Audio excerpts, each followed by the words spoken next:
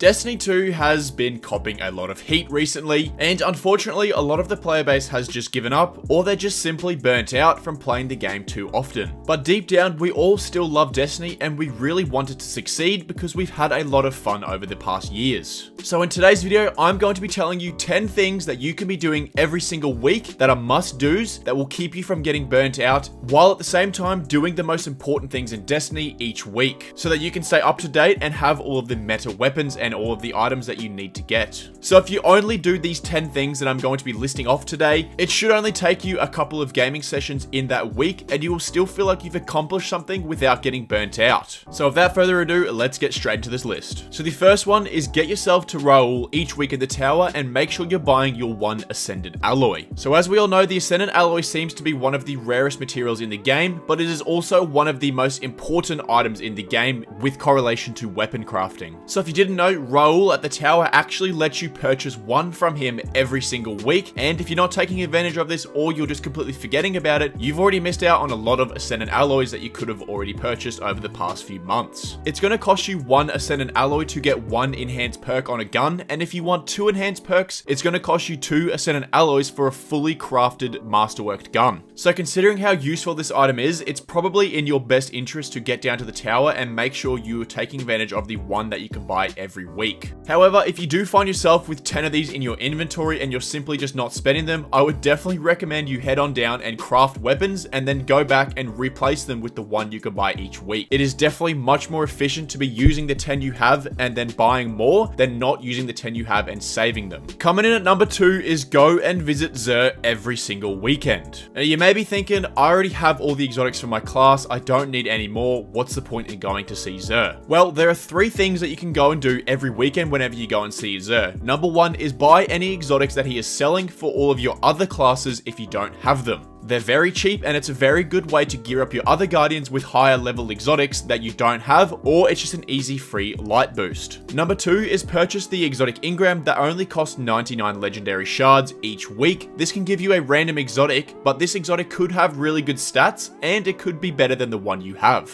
And 3, make sure to pick up the exotic cipher quest, and this quest is more important than ever before because now at Raoul we can focus engrams, but we need an exotic engram and an exotic cipher. So you need to be doing your exotic cipher quests every single week so that you can go to the tower and focus your exotics to get higher stat exotics that you want. The quest is called Xenology. This quest is account based, so if you buy it on your warlock and then you go and do activities on your hunter or your titan, it's still going to count for progress, which is really handy. Now number 3 is raid and dungeon orientated, and what I recommend is try and at least just do the final encounter of the featured raid and the featured dungeon. If you do have a lot of time and you do feel a confident player, sure, go and do the entire raid and the entire dungeon. However, if you're a solo player and you feel like you don't have a lot of time, if you just do the final encounter of the raid or the dungeon, it will A, give you a chance at the exotic for that mission, and B, you can then also go and buy a red border weapon from the chest at the end. So for example, if you still haven't got the conditional finality from Root of Nightmares, jump on Discord and join the Destiny 2 LFG Discord server. There is plenty of people asking for help to do the final encounter. Just join up, grab the checkpoint and finish it with this group, and you will then have a free chance at getting the exotic. Plus, you can then also go and buy yourself a red border weapon from the chest at the end of your desired choice. You can do all of these raids 3 times, once per character, and if it's the featured raid, you can do it over and over again, but this will give you at least 3 extra chances at getting the exotic or another red border that you want. I honestly can't remember the last time I did a full Ghost of the Deep dungeon run because it just takes too long. I just find a group doing the final boss 3 times per week until I got the navigator. Number 4 is if you are anti-microtransactions, meaning you don't like spending silver in Destiny 2, check out your seasonal challenges list and focus on doing a couple of them each week so that you can maximize your Bright Dust gains every single time you play. Every single season there is 76 seasonal challenges that come with the battle pass. A lot of these challenges are super easy, they just require you to do something different than what you usually do. However, the reward for these is quite a bit of Bright Dust. Dust. And as we all know, we can usually buy quite a few things with Bright Dust from the Eververse store. So I would definitely recommend that you try and log on and focus on doing some of these challenges every week so that you can get a lot more Bright Dust. And if you end up doing 76 of these before the end of the season, you're going to get a large Bright Dust pile, which is usually, I think, around 4,500 Bright Dust, which is really, really good. Next on the list is log in every week and try and do that week's seasonal story missions. It's usually just a bit of dialogue, do some random mission, and then do the seasonal activity, and then listen to some more dialogue and learn more about the story. It usually takes around 20 minutes to half an hour, but it is definitely worth doing it once per week so that at the end of the season, you don't have a back pile of missions that you're trying to rush and complete before the season ends. On top of this, usually throughout the season, it's going to reward you with red border weapons, which can help you get those weapons crafted. It's very simple, but I do see a lot of my friends who don't play as often sometimes getting confused and leaving all the missions until the end of the season. Number 6 is more of a sort of seasonal thing to do, but what I recommend is for you Guardians to choose one weapon that you want to craft that season and focus all of your deep side harmonizers into it. As we know, you are rewarded 6 deep side harmonizers for getting rank 100 in the paid battle pass, so that realistically means you can only craft one weapon per season, because as we know, it usually takes 5 red borders to fully craft a weapon. So pick one gun that you want to craft and make sure you try and get at least 5 of them that season, and then put all of your deep side harmonizers into them for that weapon.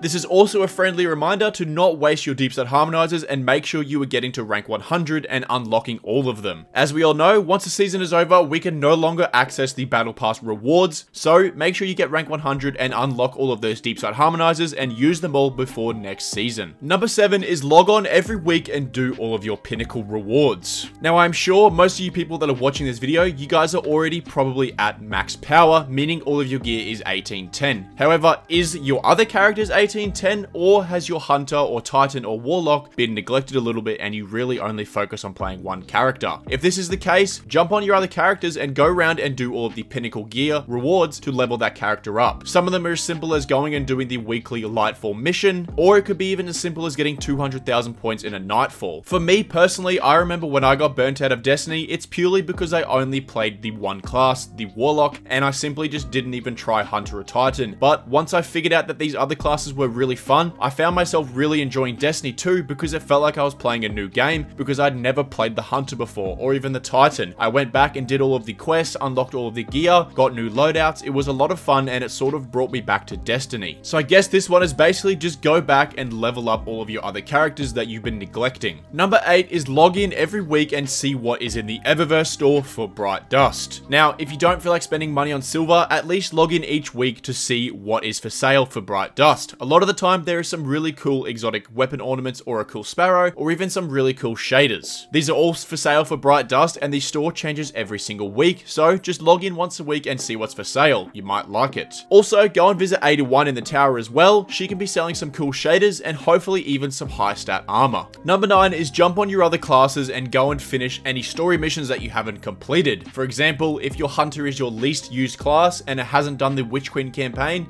jump on your hunter that week and do a couple of the missions. Don't grind it all out and try and finish it all in one session. Just do one mission one week and another mission the next, but eventually you will finish it and it will feel like you accomplished something. Also, to add to this one is go and grab all of the darkness subclasses if you've been neglecting getting them. And in particular, I'm talking about you, Stasis, because that is one hell of a storyline that just I could not be bothered to finish for the longest time. It's the same thing. Just jump on your Titan, start the quest, and just do 1 or 2 missions per week, and eventually you will unlock it. But it is something new to do, and you can then finally accomplish and get it eventually. By doing it this way and splitting the missions up each week, it will feel like you are actually enjoying the game and you don't feel like you're doing a chore. And the last thing on this list that I would recommend you do every single week is go around the tower to all of the vendors and do all of their powerful gear challenges. So for example, for the Vanguard, it's go and do 5 Vanguard ops with the right subclass equipped. For the Crucible, it's just play 3 Crucible games, and that's the same for Gambit. Doing this every single week will ensure that by the end of the season, you've probably ranked up enough to get the ritual weapon. For this season, it's the last right. It's not that good, but hey, at least you can say you got it from at least one of the vendors. Also, while you're doing this, you're going to get a bunch of engrams, meaning that you can then go and focus all of your weapons that you want to get, like the Riptide or the Hothead or something similar. But anyway, Guardians, that wraps up the list there. This is just a simple list that can give you 10 things to do every single week to prevent you from getting burnt out in Destiny, but it also makes you feel like you've accomplished something. But anyway, if you did enjoy this video, feel free to drop a like and a subscribe down below. But thank you for watching, and I'll see you later.